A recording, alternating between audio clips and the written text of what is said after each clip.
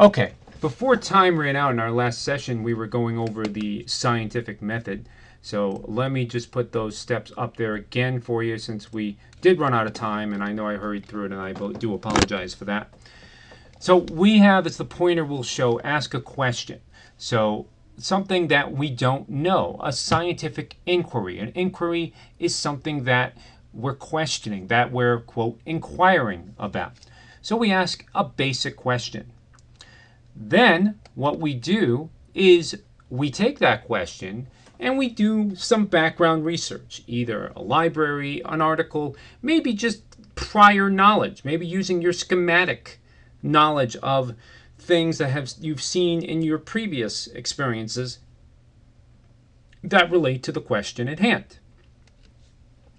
The next thing you do is you guess. Now, you don't just throw an arbitrary wild guess out there.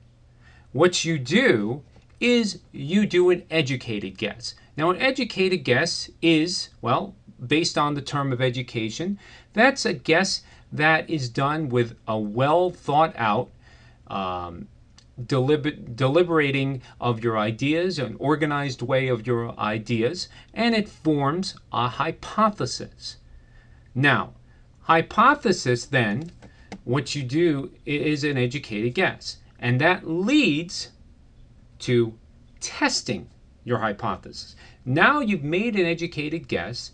Now you're going to take that guess of what you think will happen, and you're going to do experimentation, or you're going to test it. After that, you're going to take your results and you're going to draw a conclusion from those results. Now, what will happen? It could be the hypothesis is true, or the hypothesis is false or partially true. Either way, you analyze those results, and then you report the results either in a written form, such as a report, or you can do a pie graph, which is more a percentage breakdown. You do a bar graph, which could analyze the quantities of what you were experimenting with. Or you could do a flow chart, which is more of changes over time. Whatever you choose, you want to report those results of your findings and to show proof that your hypothesis was either true or not true. And we're going to put this into action right now,